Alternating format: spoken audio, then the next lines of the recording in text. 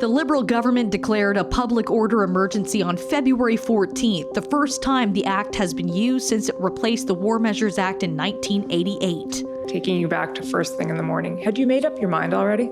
No, I did not make up my mind until the note from the clerk was in front of me, and it was in black and white that the public service made a formal recommendation that I invoke the Emergencies Act. If I'd gotten to that point and they had said, no, we still don't think the threshold is met, it is possible that we wouldn't be here today, and I would not have invoked it. Trudeau presented a grim picture of the situation the day before the invocation as he and his cabinet ministers weighed whether to use the Emergencies Act.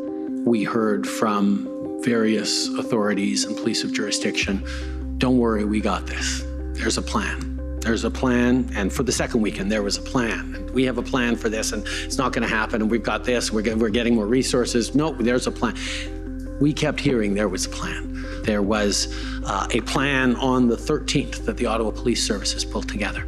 I would recommend people take a look at that actual plan, which wasn't a plan at all.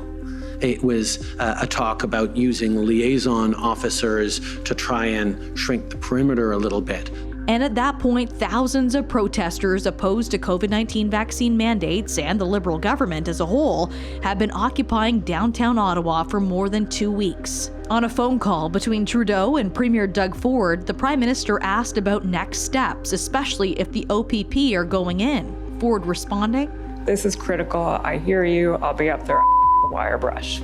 Trudeau also testifying that the threat of violence was a key consideration in turning to the emergency powers. There was the use of children as human shields deliberately, which was a real concern both at the Ambassador Bridge and the fact that there were kids on Wellington Street, that people didn't know what was in the trucks, whether it was kids, whether it was weapons, whether it was both. Police had no way of knowing. Real threats of serious violence.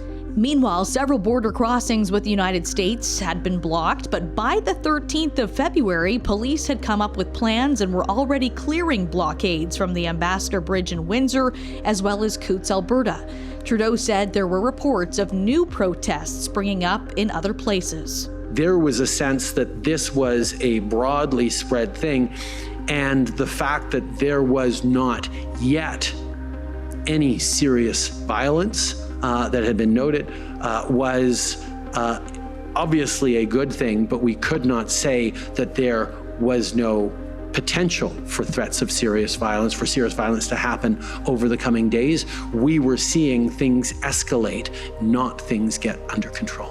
Ultimately, Trudeau testified he agreed to make the declaration because he felt it was the right call and was comforted by the backing of those in his government, agencies like CSIS and the RCMP.